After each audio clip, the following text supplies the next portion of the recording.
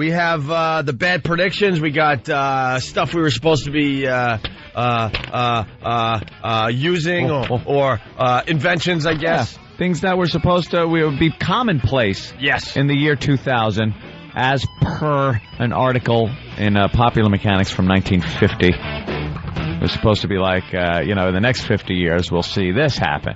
And, boy, they didn't quite have it down. No, they kind of got close on a couple of things, but because of the day, they couldn't really wrap their minds around certain things. So they only had, like, what they could work with then and kind of think of that in the future. Because they have one example that's almost like the Internet.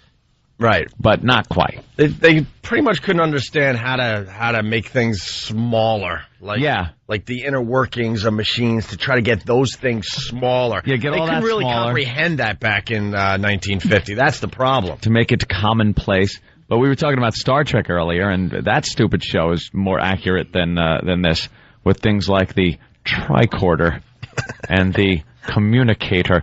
Our communicators are better than stupid Star Treks. Like Kirk always had problems with him, and he was losing the signal, and that was, way in the future. Sure Could never quite get him. Twisting his little knobs. His communicator had the knobs. Scotty. I actually saw him tap it a few times, too, where he'd hit it. Scotty. Oh, man, in the future we got to tap stuff that doesn't work. Tap things and turn dials, and they go, boo! Right. It's all analog. So here it is, miracles you'll see in the next 50 years from Popular Mechanics, 1950. Mm-hmm. And the old year 2000 passed us by, and we didn't get any of this crap. Well, where is this? For example, towns are illuminated by electric suns. Electric suns. Suspended from arms on steel towers 200 feet high. So the whole town, you got these towers. Yeah. And there's pretty much nuclear reactions happening. Right. And these suns will light up the town. I guess instead of individual, street lights and stuff? Street lights, things like that. They decide, no, we'll just have a sun per town. Yeah. That'll illuminate a couple of the whole suns. thing. That didn't happen. No. Mm-mm. Some cooking is done by solar heat. Do we use solar energy to cook? No, but solar energy really took a back seat. It was big in like the 70s. People were real like, that's going to be it. Solar energy. And no, didn't quite take off. But it is being used to power some of the shuttle and stuff like that, so that was kind of accurate. Yeah, but that was always. I mean, spacecraft had always used some kind of solar panels. So you can't get batteries up there to change. So they use solar panels. But down here on Earth, please.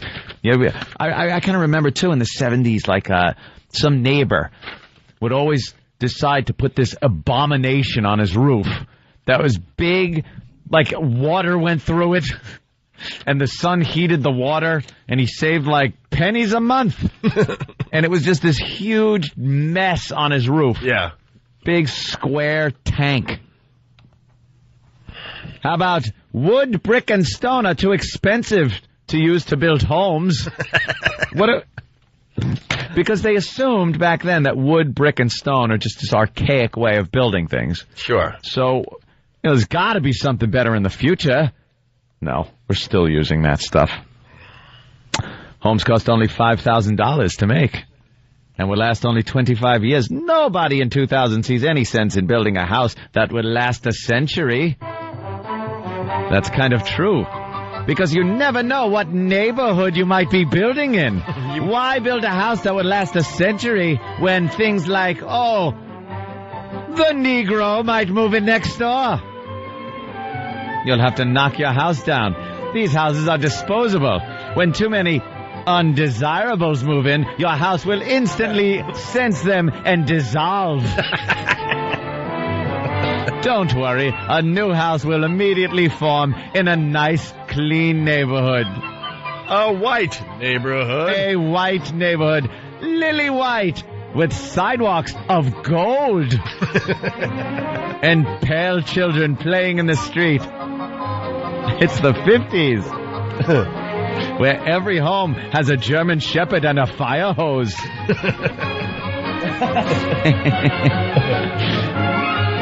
Men will use depilatory to shave. No razors for him. He'll just put some cream on his face, wipe it off, be called faggot, and go to work. No, we're still using razors. When a woman cleans the home, she simply turns on a hose. Why not? Furniture, rugs, draperies, unscratchable floors, all made from synthetic fabrics or waterproof plastic. After the water has run down a drain in the middle of the floor, she turns on a blast of hot air and dries everything. Of course, the hot air could be her and her friends just talking. It's the 50s. Smack her in the mouth.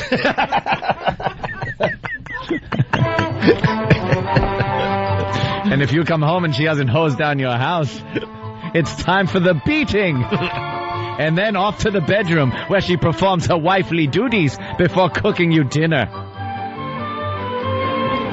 They really thought that was going to be possible in the year 2000? You just hose down your house to clean it? Yeah, apparently everything, because they were so up on this, on plastics, that everything was made of plastic. It was supposed to be all about plastic. Yeah, so your rug, although it would look like a wool rug, is made of plastic.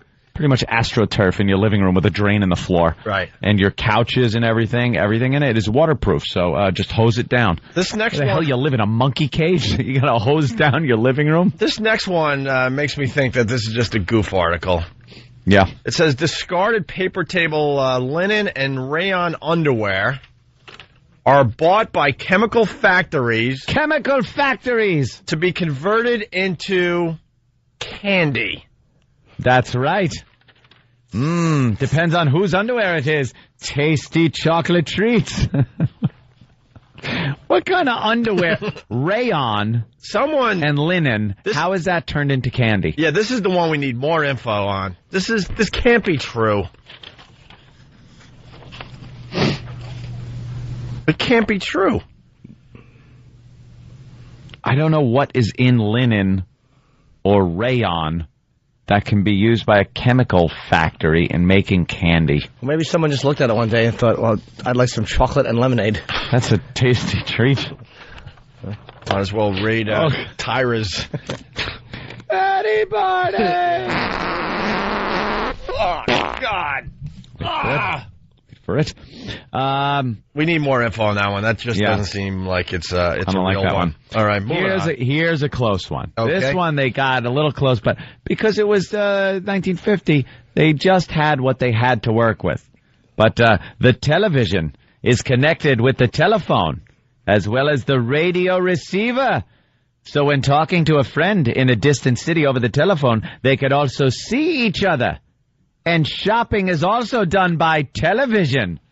Hey, look at that. Hello. 1 out of 100. All right. Hello, television. I would like a pizza pie. Hello, television. Get me some slacks. Television, I need spats and shoes. Why isn't my television shopping for me? Or talking back to me. Shopping is done by television. A bunch of televisions pushing around shopping carts at a Waldbaum's. Television, pick me up some oranges while you're out. They didn't see that, but the idea of hooking your television up to your telephone and then using that as some kind of communication device, it's all they had to work with, not knowing that the computer would be available to everybody. But right now I'm sitting in front of Pal Talk, and what am I doing? I'm looking at people wired through not telephone, but cables, and I could talk to them, they could talk to us. So they almost got that one right. Almost got that. Although the computer is the new television, so. True. All right. What else here? I like this one. It is easy enough to spot a budding hurricane in the doldrums off the coast of Africa. Before it has a chance to gather much strength and speed as it travels westward toward Florida, oil is spread over the sea and ignited. There is an updraft. Air from the surrounding region, which includes developing hurricanes, rushes in to fill the void. The rising air condenses so that some of the water in the whirling mass falls as rain. I guess this would be a way to keep the hurricanes from coming over. You ignite the sea with burning oil. Great. And the heat. And you kill all sea life. That's wonderful. That's it. We take an aircraft and throw baby seals into the center of the eye. of the hurricane. The whirling mass of baby seal hides, blood, and guts will slow the hurricane down. Of course, in the event we don't have seals, we can use the Negro. It is 1950. Our ancestors weren't too smart. Flooding is a problem. Yeah. Instead of building dams with valuable resources, we will plug up the places where the floods come in with bald eagles. Pile up stacks of bald eagles to keep the flooding out of your city. And again, in the event we can't find bald eagles, the Negro will suffice. What about space travel there, Mr. Future Man? Again, turn to the Negro. Every last one of them, and put them on a spaceship to another planet. That is our space program here in 1950, when we are very intolerant, not like today, where we're very, very, very tolerant. There's no reason to be tolerant. We're all just humans. It's February. I better shut my mouth. Space travel. Yeah.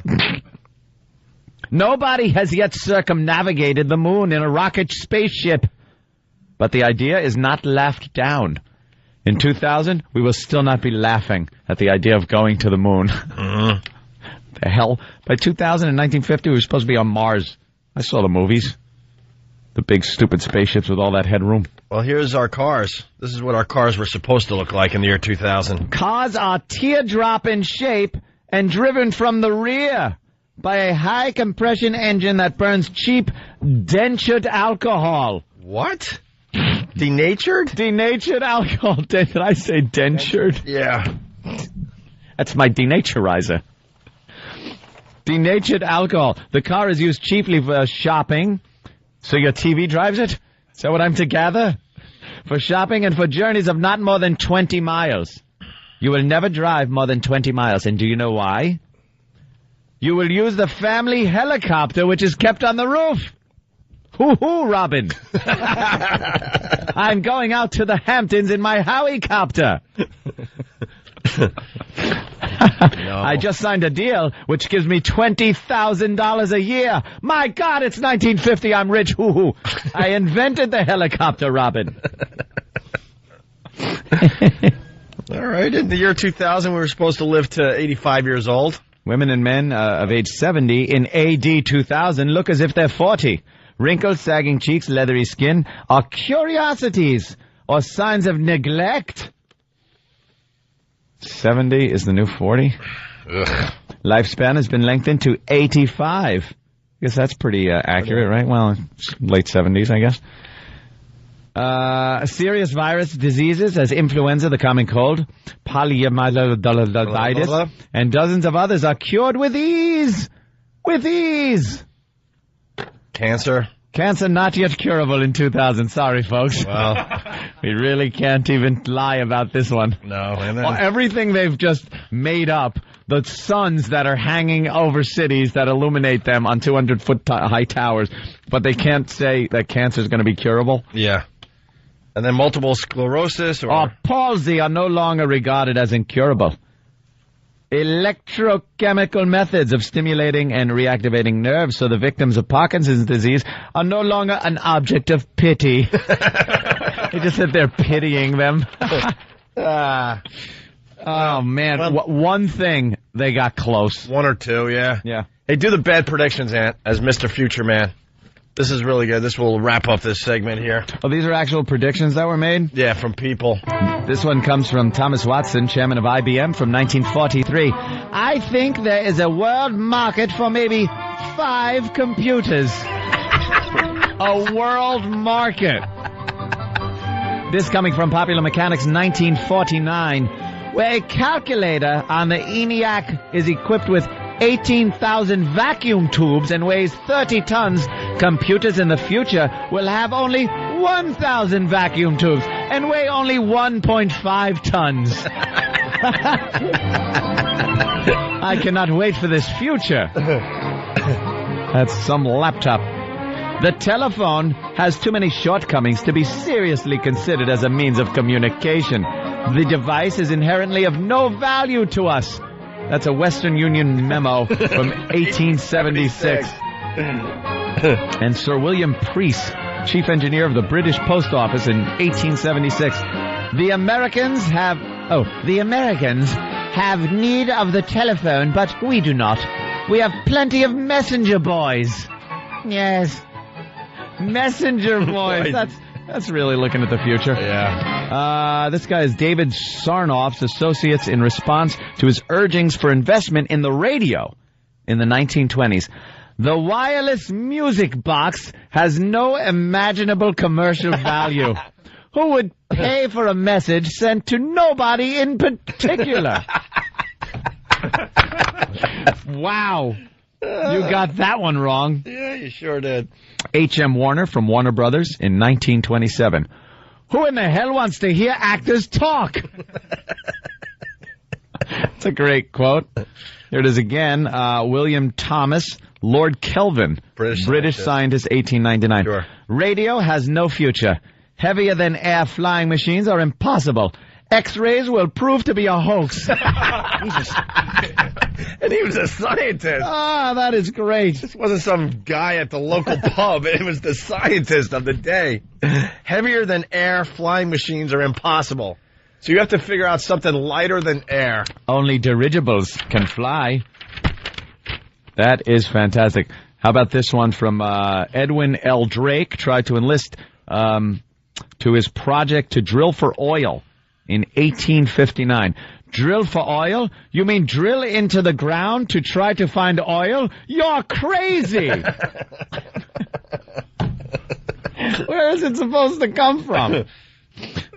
Oh, my God. Well, this is a surprise, Albert yeah. Einstein, 1932. I was going to leave the name as a surprise. Oh, I'm sorry. One of those little teases as to who would have said this. But I'm sorry. Yeah, Albert Einstein in 1932. Yeah. There is not the slightest indication that nuclear energy will ever be obtainable. It would mean that the atom would have to be shattered at will. Who said that? I'm going to let you guess. Albert Einstein. Can you believe it? Airplanes are interesting toys, but of no military value. That's who is this? I'm not even going to try. Some dummy. Some professor of strategy. Some dummy. Yeah. And a Boeing engineer, after the flight of the 247, a twin-engine plane that holds 10 people, he said, "There will never be a bigger plane built." And this is from Pierre Pachet. Go to the one above that. That's kind of interesting. From Office of Patents. The U.S. Office of Patents in 1899. Everything that can be invented has been invented. Some people say that is an urban legend. We should add that. Yeah. I'm sure in 1899 they probably thought everything they have was probably it. That's all you need, right? Yeah. This guy... Don't you kind of think that today, in the year 2007, it's like, what else could we possibly invent? What can we invent? We can invent... elaborate on things we already have. That's what I mean. Make the planes faster and more convenient. Yeah. And the computers smaller and maybe move everything to the computer. Stuff like that, sure. But what else could we possibly invent? But if you had the answer, you would have invented it and you'd be rich. Yeah. But these idiots had no foresight. Like right now, you can't like say transport people. Yeah. But we'll know that you will eventually be able to transport people from here to L.A. instantly. But back then it was as ridiculous as right now. Let's say, okay, I foresee us traveling the speed of light, and in a day getting to some of the outer reaches of the solar system when we can that's ridiculously impossible. Ain't gonna happen. That's a bigger stretch than we have a 10-seat plane. We'll never build an 11-seat plane. I know, right? I thought you meant like the covered wagon phase where they were going cross country and then imagining an aircraft taking them the same journey in 4 hours or something. But yeah, okay, the 10-seat, 11-seat argument, you win. Seat slightly smaller to get the 11th seat in there. A bigger plane will never be. A bigger plane has just been built. This is Pierre Pachet, professor of physiology in 1872. Louis Pasteur's theory of germs is ridiculous fiction. Didn't believe in germs? Yeah, well... Died of an infection. All right. Sure. It goes on and on, but there's a few of the doozies. Yeah, those are great. Boy, they sure did not know what the hell was going to happen. And then a lot of the stuff we thought would happen just never did. Everyone really concentrated on computers. Thank God. All right.